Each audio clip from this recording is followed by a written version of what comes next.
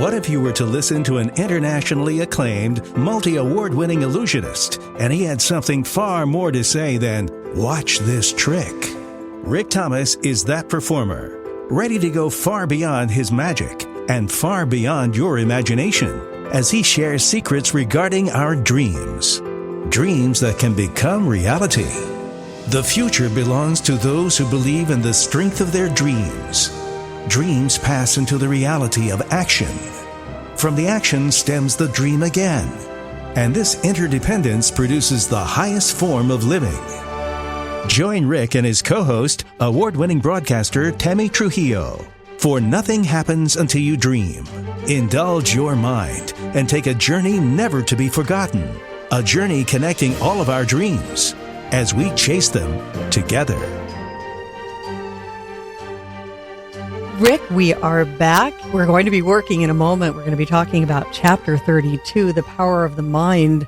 But as we got ready to go here today, the title of that just kind of struck me because, well, we've been in people's minds, but we've kind of disappeared. Yeah, we vanished for just a short bit of time. Life got in the way. I tell people that, you got to follow your dreams and everything about it. And at the same time, sometimes the dreams have to be put on the back burner for a moment. Because you have to survive, right? And survive.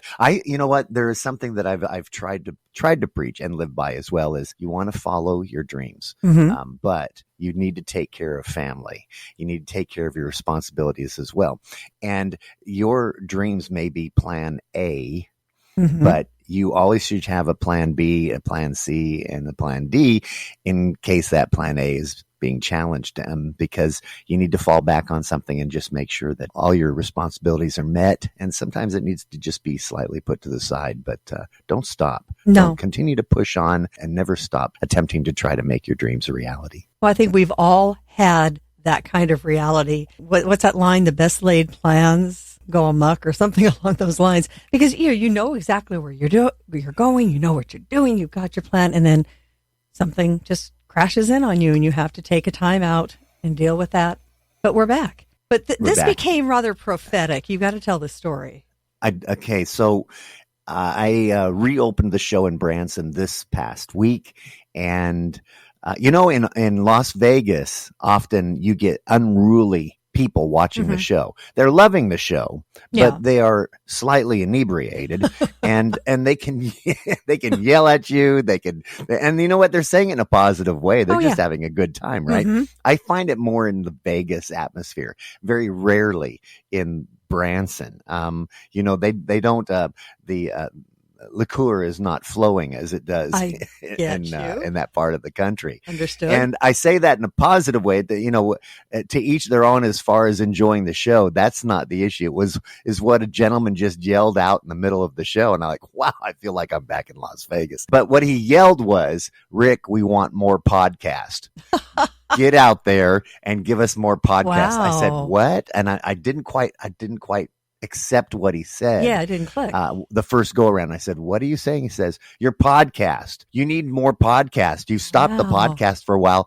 We need more pod." And I thought, okay, that's amazing. And so that being the case, Tammy and I have had a couple chats here and gotten things back in order. And I think we're good to go. Well, I do believe that nothing is a coincidence. You know what it was? It was actually a touching moment for mm-hmm. me. It was showing that the outside world actually cares. Well, yeah. Sometimes you're out there chatting away and we're doing our own thing and people are listening. Yeah. Sometimes you don't know that there's anybody listening or watching, or the message is getting through or resonating. I get that with radio a lot because I have no immediate interaction. And it's just nice when somebody comes and said, "Hey, I heard that," or "That was a great story," or "More podcasts." Because you know that what you're hoping is happening is, hey, wow, really? Actually happening. I'm just thrilled. I'm thrilled that we're having this chat session, and it'll get me through my week. Well, let's talk about the power of your mind. That's where everything starts. And I know with you, everything that you are and everything that you've done were things in your mind when you were very small kid. All of this has been bouncing around in there for an awfully long time. Your mind's a pretty powerful thing. It is. Yeah. And it's even more powerful when people tell you can't do it. Oh, And and you want to prove them wrong. oh, yeah. In fact, that's a positive thing, right? Yeah. Anybody tell me I can't do something, it's like, oh, you don't know what you've just done, sir. Stand aside. I'll tell you something that's just to start this off as well. At the end of my mansion of dreams, every evening, I don't want to tell people what the show is before they see it. For those that haven't, I'm very proud of the accomplishment and Mansion of Dreams and what it is out there. So if you get a chance, come out and see the show. But at the tail end, I close off the Mansion of Dreams. There's a curtain that at that given point in the show closes the Mansion of Dreams and separates the audience from the mansion. And I say there's a purpose for this. There's a reason. I really truly believe that you don't need a mansion for your dreams to come true.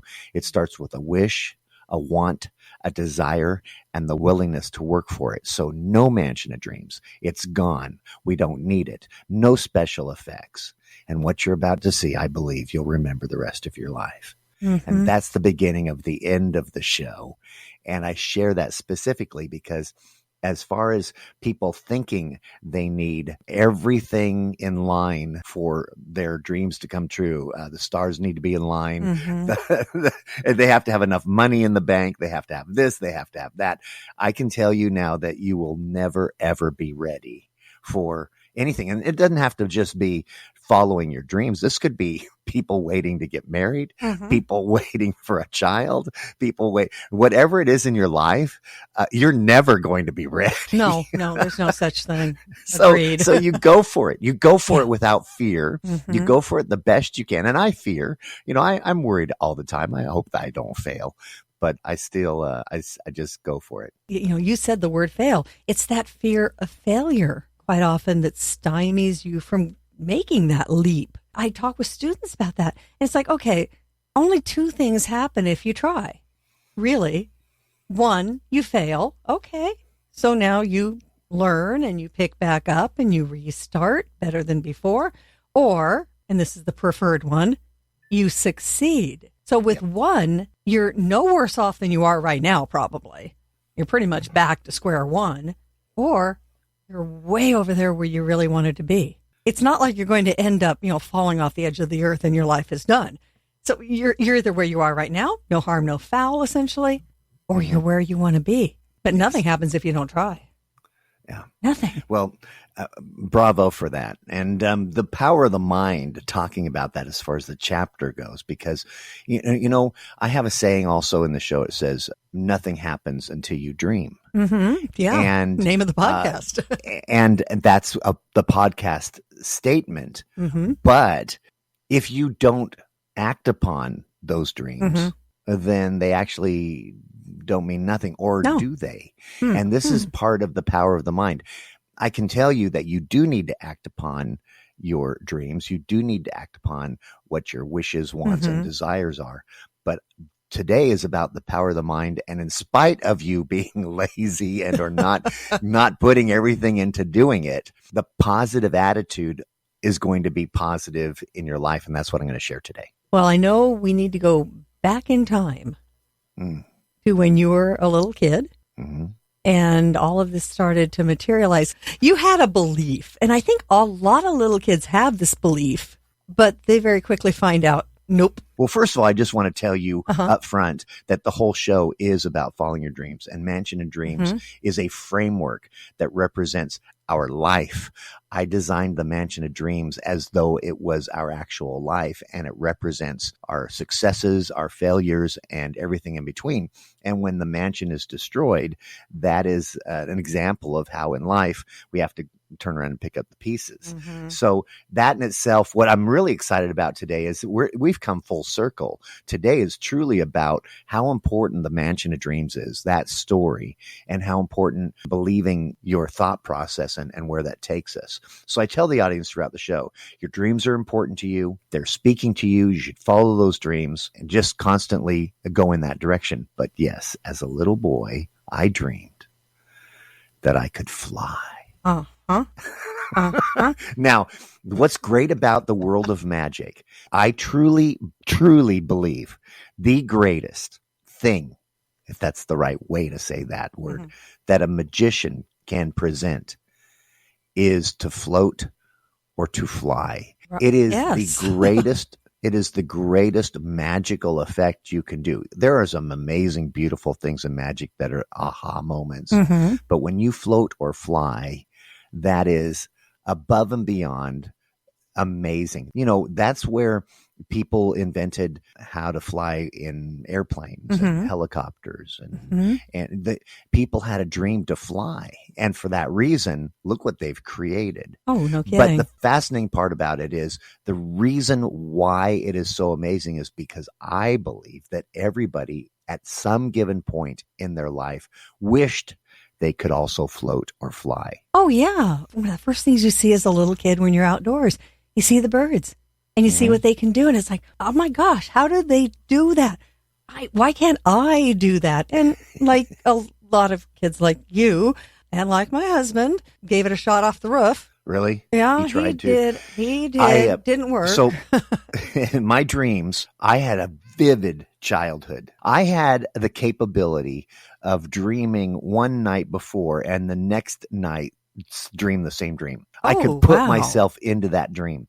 They were Oh. truly vivid. And for an extended period of times, I was flying across this world in my Wow. dreams. I really believed that as I leaned forward, I would lift off the ground Oh my and gosh. dream that I could fly. Now, the word dream Mhm. is, I play that lightly at the moment because I believed I could fly.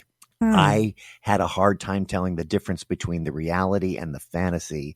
And even when I was enjoying the waking moments of my life, Mhm. I really felt I could fly. And the differentiation between reality and fantasy smacked me in the face when I actually literally got on the roof of There my you go. parents' home There you go. and jumped off the roof And because I thought I could fly. And I flew. Can you believe that? I flew all over, all the way down. all over the city, straight to the ground. Okay. Well, wait, hold on. How were you once you, we'll say landed? Oh, how was I? What'd you break? Well, there was a numbing effect. Nothing at that point was broken, but I was pretty numb, and thank I was God. extremely distraught. I Oh, was very yeah. upset. Yeah. I went back the next night going, okay, why didn't it work? I got to look at this more closely. Go back here. to my dreams. Right. How old are you? Oh. How old are you here, Rick? I am What do you think? probably 10 to 12 years. Yeah, that's what I was thinking about 10.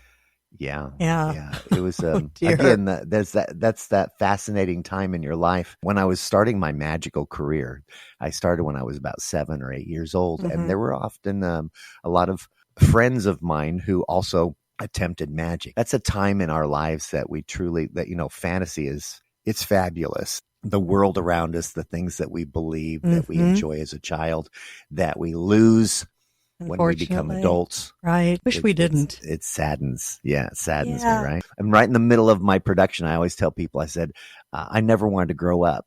I never wanted anybody to tell me my dreams were impossible or that it couldn't happen. I guess I'm one of those children that just never grew up. My mom even says, what are you going to do when you grow up? I haven't figured that out yet. No, but I love it because, it's so funny when you're a kid. Most children can't wait to be an adult. All those adult earmarks. I'm going to drive my car. I'm going to go on a date.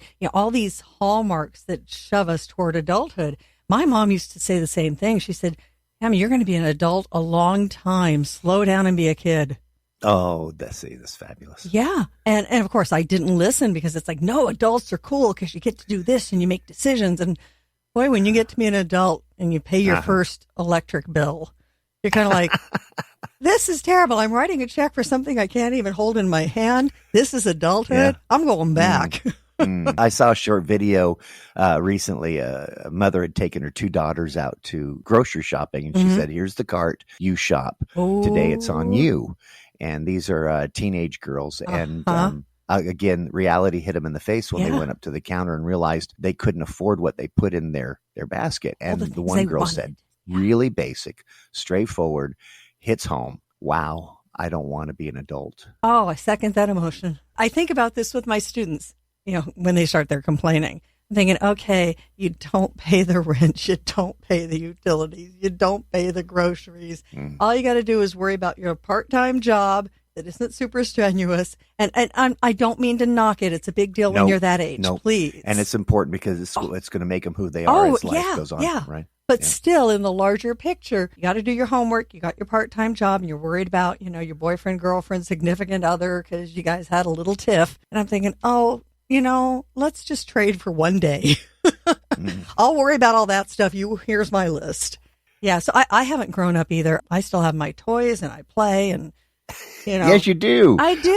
Yes, You you have your got to. collection. You're amazing. Well, I don't want to grow up either, because I kind of had to circle back and realize it's not that much fun being an adult. So if you can drag a little bit of that childhood in, like you've done, like I've done, I think that's key to having a good life. I really do. Well, I'm hoping everybody listening to the podcast that your dreams are still vivid now. The question is why are dreams so vivid? Why are they so amazing that sometimes when you wake up, you have a very strange transition between your conscious and your subconscious mind. You wake up and you think, wow, is that real? Oh my goodness, it's real. And then you take a breath and go, oh my goodness, thank goodness it was just a dream. So here's the question. Why are dreams so vivid? Why is the mind so brilliant that we have a difficult time telling the difference between reality and fantasy when we wake up for a few minutes? My problem was my fantasy went on throughout the day. I never actually woke up, right? I kept dreaming I was amazing and I could fly. Well, let's take it back a sec. Okay, because I know people are going to ask me this. All right, so here you go off the roof and you have a hard landing. Nothing's broken. You're stunned and more disappointed than anything else. You didn't just cave, though. You said, okay, I got to go figure this out. I may have had some lessons learned. Yeah. But it didn't stop me from realizing that the mind is a powerful thing and that it can control the directive in your life. That's what I kind of realized. I realized that, wow, if it's so powerful that I believed I could fly, then there must be a part of the mind that is so strong that it convinces us that we are, I wouldn't say better than you are, but make you a better person. So if you don't mind, let me share with you my example. I am not a doctor in this. I am not a professional in sharing this information with you, but this is what I understand. I understand that there are two parts of the mind. You have the conscious mind and the subconscious. Right. And when and this is the simplest example, let's say you're awake, fully awake, and you're looking at a tree, beautiful tree in front of you. Your mind, your awake mind, is telling you see a tree because you see a tree. Right. Your subconscious mind also sees a tree, right? Okay. And it says you see a tree. Now, if you in your mind think you see a tree, you being awake, viably awake, know you're thinking you're seeing a tree. Okay. But your subconscious mind can't tell the difference between reality and fantasy. Ooh. And because you're thinking you see a tree, it believes you see a tree. It thinks you're seeing a tree. So when you wake up from your dreams and you think it is real, it's because that mind, that part of your mind believes that it's real. Okay. So it can't tell the difference between the reality and the fantasy. Now, this is where I find it fascinating and why your dreams are so amazing. If you think you're seeing a tree and your subconscious mind really believes you're seeing a tree, what happens when you continually tell yourself you are a better person than you think you are? What if you say, I am amazing. I can do anything. I can follow my dreams. And you continually think about your dreams over and over and over again. Now, you're thinking about your dreams. Correct. But what is your subconscious telling you? It is believing without a doubt that that's who you are. Oh, I like that. So it, in my mind, truly makes you a better person. And that's the same even with who you hang around with. You Oh, yeah. are who you, you yeah. know, you are what you eat. You are who you hang around with. You Mhm. become those kind of people. So why can't it be the same way mentally? Having a positive mental attitude will make you believe that's exactly what you are. And it sends you in the right direction, whether you like it or not. Soon, at some given point in life, you're going to become that better person. Your dreams can become a reality because your mind already says you're there. I like that. That makes good sense. Got to practice that. Practice what? Dreaming more? I'm going to go to bed right now. Good night. That I could do. No, So- just keeping that thought of whichever one you choose to do, I'm great, or I can do this thing, or I can be whatever I want to be. Keeping that in the active part of your brain so the subconscious starts following along here. Because that's what you need to do. You got to keep that thought in there. Yeah, you got to keep it in there, and it really does. It changes you. It forces you. I mean, literally, that your mind, that mind, that amazing mind that works, basically forces you to be that person that you keep thinking you are. And that's why I jumped off the roof. Mm-hmm. I couldn't tell the difference. I really believed I could fly. Well, and there's nothing wrong with it, because we enjoy our lives today because of the dreams that people had before us. Right. The dreams of freedom, the dreams of invention, the dreams that are now reality. Everything you enjoy is because somebody had a dream. Mm-hmm. True. And yeah. they believed that dream could come true. Mm-hmm. Yes, you did it in reality, but they slept on it. They thought about it constantly. Mm-hmm. True. I can tell you in my show, literally, there are effects and amazing things that have happened because I've woken up in the middle of the night and had an aha moment and said, oh my goodness, I have figured it out. And I did it in my sleep. Yeah. I did it in my sleep. Yes. There's an illusion in my show where I make my assistant fly or float in the air. And as I fly up to her, I make her vanish in midair. And I had such a difficult time trying to figure out exactly what I was going to do with both of us high in the air and making her vanish. I can tell you it was probably about 4 or 5 a.m. in the morning. No kidding. I sat up and I said, I've got it. I've got it. I've got it. And I scratched it down. How many times have we said, put a pad of paper next to your bed? Absolutely. You have Why? to. Yeah. Why? Because your subconscious mind is phenomenal. It's speaking. Yes. It is amazing. And so often we do amazing things, and so many things we've learned in the dream state. So that is critical. And the reason why, and that is why I repeat it again, your subconscious mind cannot tell the difference between reality and fantasy. And whether you think it or you do it, that mind believes you did. Wow. Learning to harness that. If we really learn to harness that, think of the possibilities. I don't want to just put a pad of paper next to it. And as time has gone on, those dreams that were so vivid in my life are less and less. I still have a vivid mind. You know what it is too? I've gotten so busy, and life is so, you go to bed with so many troubles on your mind that you barely have time to think. Yeah, I think your mind is just too tired to explore, maybe. Yeah, I have those nights when you wake up the next morning, and sometimes I realize, gee, I went to sleep like 2 seconds ago. Nothing happened while I was asleep. I do have some very vivid dreams too.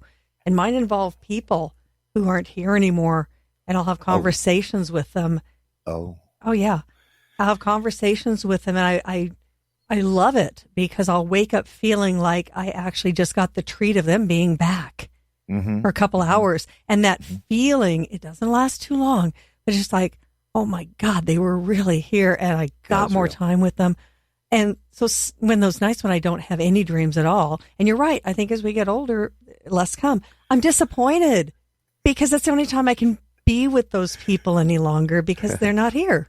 I miss the times also when I was able to dial it in and go back into a dream that I had the night before. I'm telling you, I had control over my dreams. Oh, I wish. I don't now. Oh, I wish I'd had that even once because I could. Oh, sometimes when I'd wake up, it's go, darn, I woke up.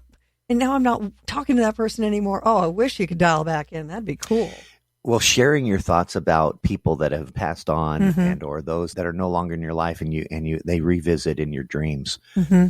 That again is that perfect statement of how real that that the mind is. The part of the mind that we don't think does much of anything is actually the part of the mind that guides our life. And it's important. It's important that part of your mind never forgets.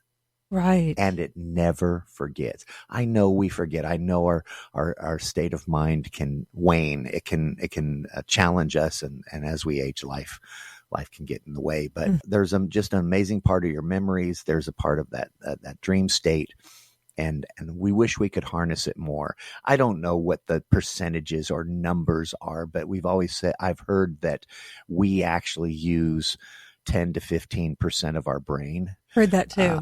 Productive brain. And if we did so much, it would be so much more. So there's a lot of potential out there. And I think more than anything that this chapter was indeed specifically, in spite of you thinking that it's not working, it really is. And staying positive is critical to your mental stability and your success as you continue to follow those dreams. Got to ask you something. Because you do accomplish that flying dream every time you're on stage. Yes. You do it. And I've seen you do it. Uh-huh. For those of us who will never get to do that, what's it like? At that moment in my show, one thing that I really, truly enjoy are the faces of the audience throughout the show.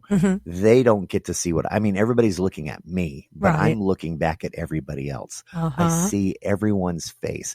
And in the world of magic, it is more often a look of being stunned rather than people screaming and applauding, because they look at it in a strange way. You'll do something and they'll go, "What?" And the whole audience will go, "What?" No, and they're totally confused.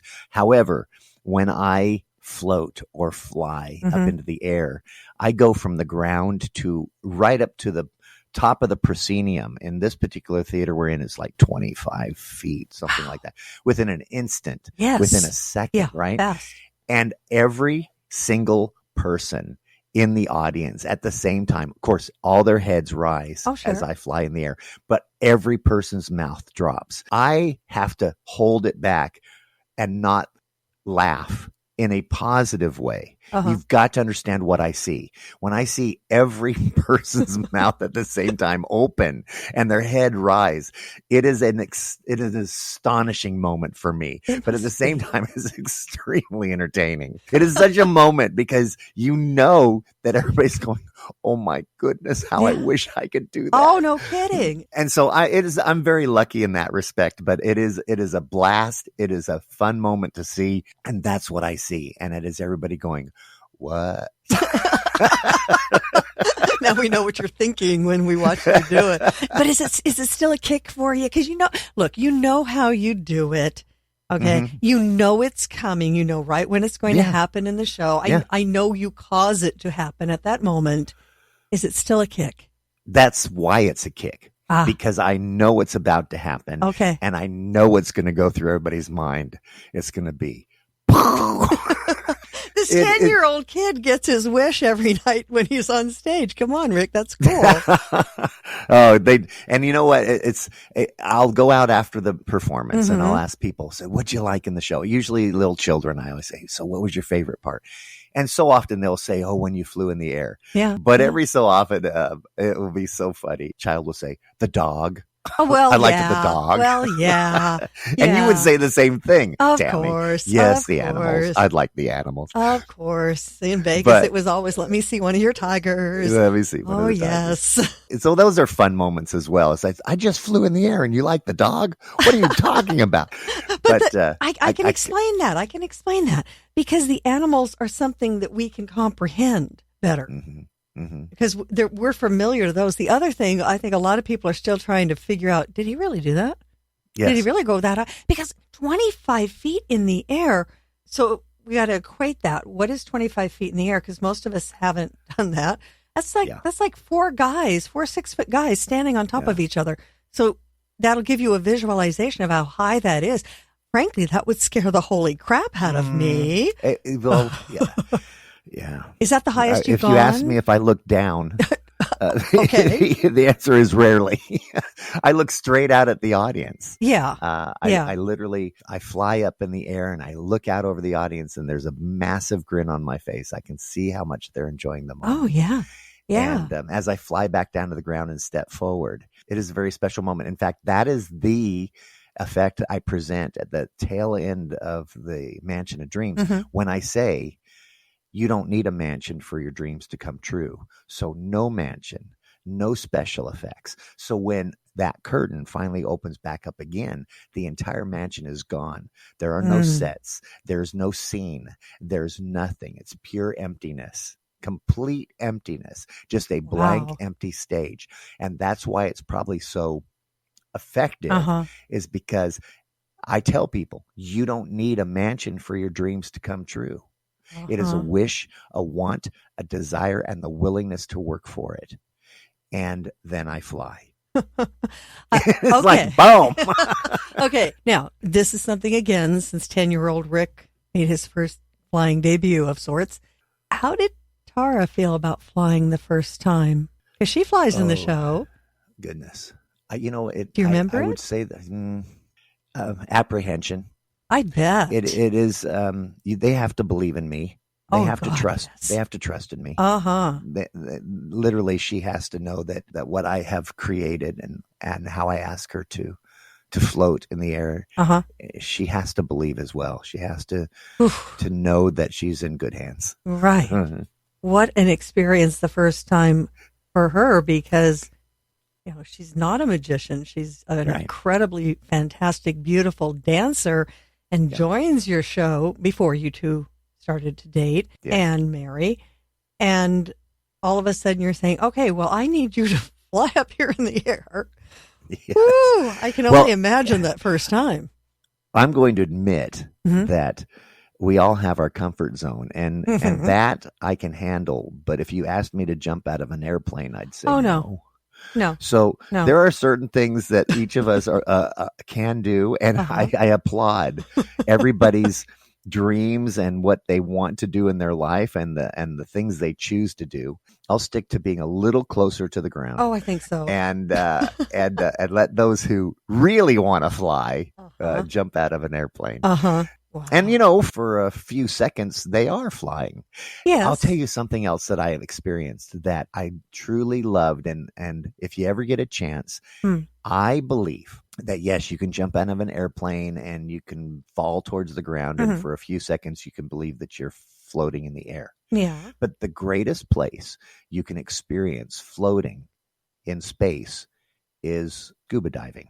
And when I was in Guam performing out there at a place called the Sandcastle, I got my diver's permit and I went diving constantly, a few days a week. Oh, wow. I'd be out there. And when you get to a point, probably about 50 feet deep, and and you can't see below you, it's dark and there's no bottom, so to speak. Oh my. And you're far enough from the surface that it's just barely or slightly almost out of sight.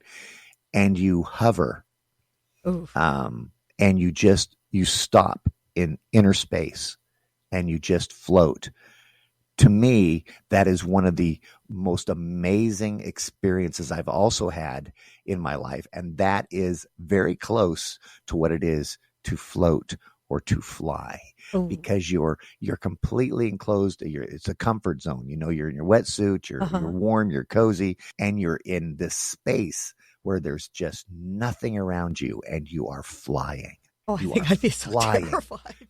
No, it's not. Okay, you might terrify you, but I'm trying to give you an example of what it is to fly or float. And that is one of those experiences. So everybody go out there, get your diver's permit and jump in the water and good luck with that. I'll pass on that one. Thank you. That just crosses the line into I probably better not do that.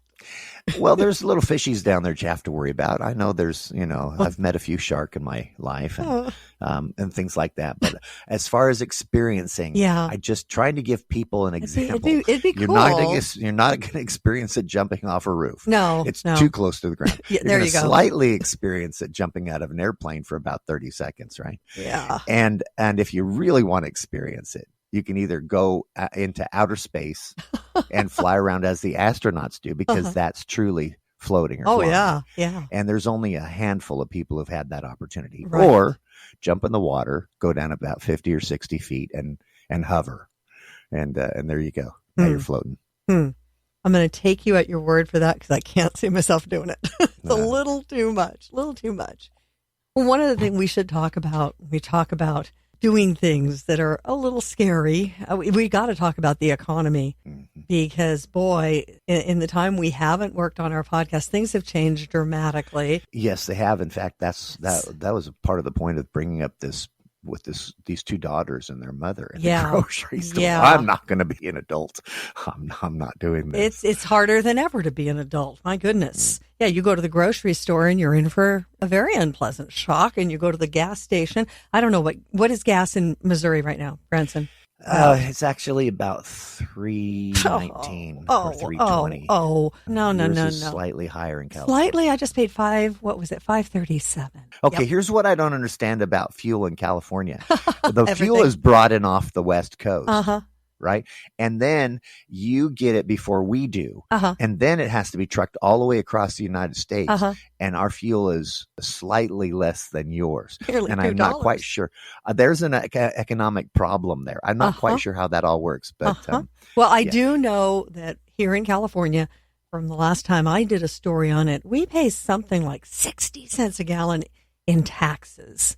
That's a lot. And now we are about to switch to our fashionable summer blend, which is a different blend of gasoline. It was created back when we had smog problems to create less pollution. And it kicks in probably between 15 and 20 cents more a gallon because it's more expensive. Yeah. I'm silent. I know. In all this because I don't want to make this podcast political, but I have a few things to say. I know. And we're not going to go there. We're just talking straight up numbers. But it's a fact. It's a fact. I went and filled up one of my Jeep Grand Cherokees, and I never thought I would ever see the day that I would spend $100 at a gas pump. It was just shocking, and I didn't even fill the darn thing. So, I mean, the economy is crazy right now. Without getting political, you've got to somehow survive it. You've got a great plan.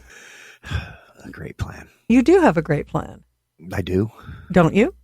Well, yes. That's diversify. Yes. That is protect yourself. You know what? Everybody I share this with becomes great friends. They're not just acquaintances, but as we strive to follow our dreams together, our relationships become tied together in ways I never imagined. But I share with many, many people constantly how important it is to prepare your life savings in something other than the bank.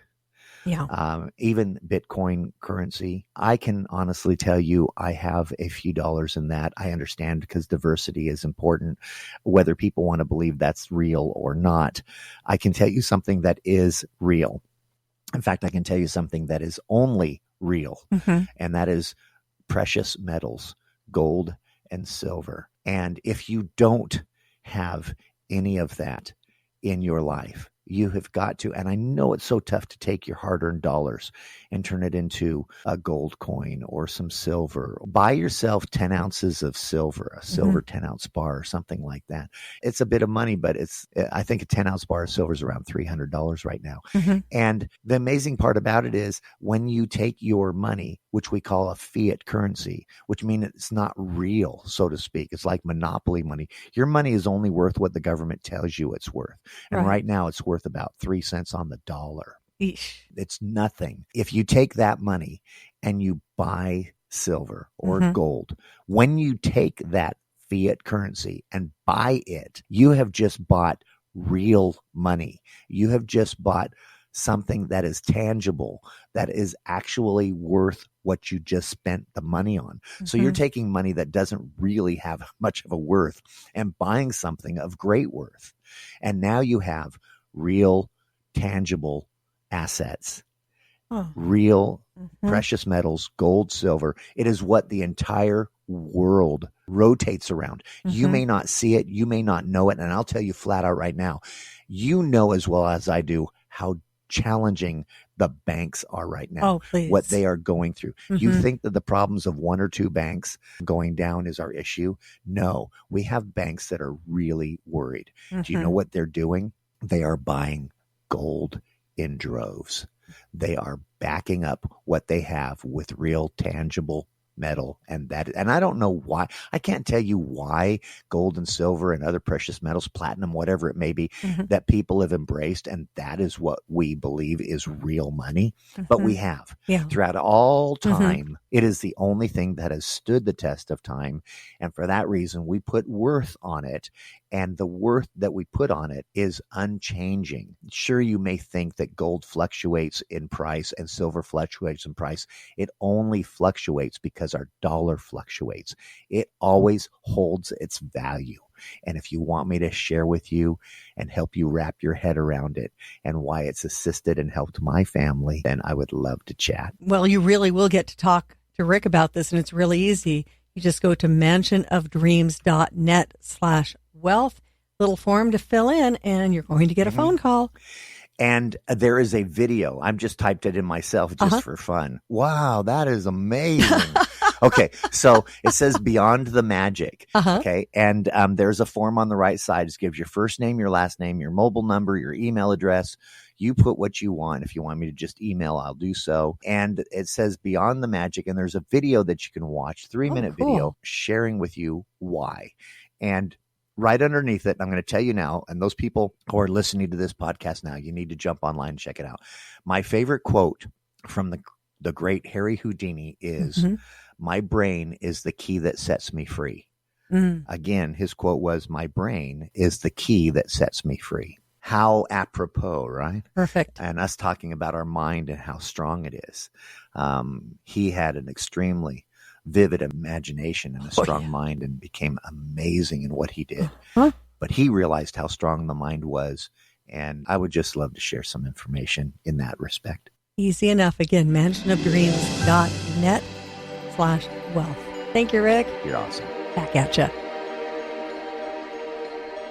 Thanks for joining us this week on Nothing Happens Until You Dream, starring Rick Thomas and featuring Tammy Trujillo, and is based on Rick Thomas's best-selling book, The Tiger Whisker, available on rickthomas.com.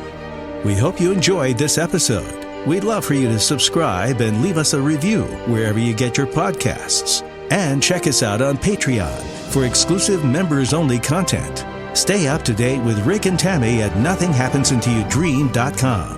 Remember, you must follow your dreams, not only for yourself, but for the rest of our future. We'll see you on the next episode.